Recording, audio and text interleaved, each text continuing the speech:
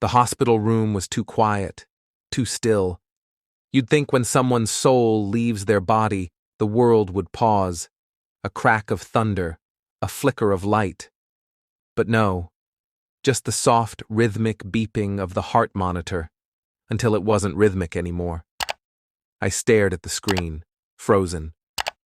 My mom's fingers were still warm in mine, but they weren't moving. I didn't let go. I couldn't. Because somehow letting go of her hand felt like letting go of everything I was. She wasn't just my mother. She was my protector, my provider, my friend, my only real family. A woman who never complained when life was cruel, who laughed even when the fridge was empty, who held me every time the world fell apart. And now, it was her turn to fall apart. And I couldn't do anything to stop it. I left the hospital in a daze, didn't go home, didn't even check my phone. I sat on a bench outside for what felt like hours, staring at the sidewalk as if it held some kind of answer. People passed. Life kept moving. Mine didn't. Eventually, I sent a message to my boss. My mom passed today. I'll need a few days off to handle the funeral and everything else. I worded it carefully, tried to be professional even when my heart was bleeding. No reply. I followed up the next day. Still nothing. I figured maybe he was just giving me space. Maybe, just maybe, he understood. It was only a week. I wasn't asking for a month in Bali. I was asking for the right to bury the woman who gave me life. In those 7 days, I picked out a coffin I couldn't afford, wrote a eulogy I couldn't read without choking, and tried to be strong for people who kept saying, "She's in a better place," while I stood in the worst one imaginable. And then, the night before I was supposed to return to work, my phone buzzed. I looked at the screen and saw his name. One new email. "We'll need to discuss your commitment when you're back. This company needs people who are irreplaceable." That was it. Not "sorry for your loss," not "take the time you need," just a reminder that in his eyes, grief had a deadline. And mine was up. I read it again and again. My hands were shaking, but not from sadness this time, from rage, from disappointment, from the gut punch of realizing that in the middle of the worst pain of my life, I had become a burden to someone I'd spent years working for, staying late, coming in early, answering calls on weekends. All for what? To be told that my mother's death had made me replaceable. The next morning, I put on the same office clothes I hadn't worn in over a week. My face was pale, my eyes were still puffy, but I walked into that building like I belonged there, because I did. Or so I thought. I turned the corner toward my desk and stopped cold. Someone was sitting there. A girl, young, blonde, freshly styled hair and a happy-to-be-here attitude. On the wall above her desk was a glittery sign that read, "Welcome, Jessica." My name wasn't on the desk anymore. In fact, it wasn't anywhere. I stood there, staring, trying to make sense of it. People glanced at me, then quickly looked away, like I was the awkward guest who showed up uninvited to a party. And then I saw him, my boss. He didn't even flinch, just walked toward me with that smug expression I knew all too well and said casually, "Told you." Replaceable. I don't remember exactly what I felt in that moment. Anger, definitely. Sadness, sure. But more than that, clarity. He thought he'd replaced me, but what he didn't know was that he'd just made the biggest mistake of his life. Because sometimes, when people break you, they forget that pieces can be sharper than the whole. I walked out of the office that day without a word, no scene, no tears, just silence. But inside, a storm had started. I spent that night lying on my apartment floor, staring at the ceiling. My inbox still had emails from coworkers asking if I was okay. A few even said they were shocked by what happened, but no one had stood up for me. No one stopped it. And Jessica? She didn't even look guilty. She looked eager. I guess I wasn't the first.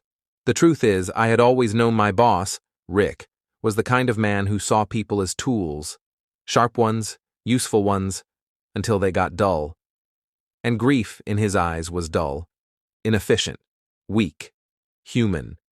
He didn't just replace me, he erased me. And maybe, for the first time, that was the best thing he could have done.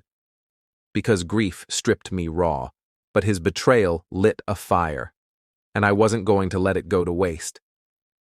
3 years ago, I helped design the entire workflow system for the company. I didn't just use their software. I built the foundation, the structure, the client interface that made our turnaround time so fast. I never got credit for it. Rick took that credit, said it was a team effort, and my name was buried beneath his in every presentation. But the thing about building something from scratch is, you know exactly how it works. And more importantly, how it breaks. I didn't sabotage anything. I'm not that person. But I knew every client, every timeline, every weak point. So, while Rick and his new hire settled in, I started making quiet calls, personal ones, to clients I had supported day and night, the ones who called me, not the company, when something went wrong. One by one, I told them the truth, not some dramatic version, just the facts, that I was no longer with the company, that I had been let go the day after burying my mother, that Rick believed grief made a person replaceable. I didn't ask them to leave. I just let them feel what I felt: disappointment, betrayal, cold business in place of human decency. Some clients stayed, but many didn't. And not just because of me, but because Rick underestimated something that can't be tracked on a spreadsheet: loyalty. Meanwhile, I used that same grief, that heaviness that had been weighing me down, and poured it into building something new. At first, it was just a few clients, enough to keep the lights on, then a few more. People started recommending me, referring me. Even strangers found me online and asked, "Were you the one who helped design that system? I heard you're the reason it worked so well." In less than 6 months, I wasn't just getting back on my feet, I was running. And Rick? He was too busy training Jessica and hiring temps to notice that the floor beneath him was slowly, silently, cracking. One afternoon, I got a call from a mutual connection, someone who still worked at my old company. She sounded shaken. "They lost 3 major clients this week. Rick's blaming Jessica. She's crying in the bathroom." I didn't smile. Not really. Because none of this was about revenge. It was about a reminder that people aren't machines, that grief isn't weakness, and that when you discard someone at their lowest, they might rise in ways you never imagined, not just stronger, but smarter. It was exactly 1 year to the day since I walked out of that office. Grief still lingered. It doesn't just disappear, but it had changed. It became something I carried, not something that crushed me. And as for the business I built, it wasn't just surviving anymore. It was thriving. I had hired 2 people. Both had stories like mine. One had been fired for taking time off to care for her sick child. Another laid off during cancer treatment. I didn't hire them out of pity. I hired them because they were brilliant, and because they understood what it meant to show up even when life breaks your heart.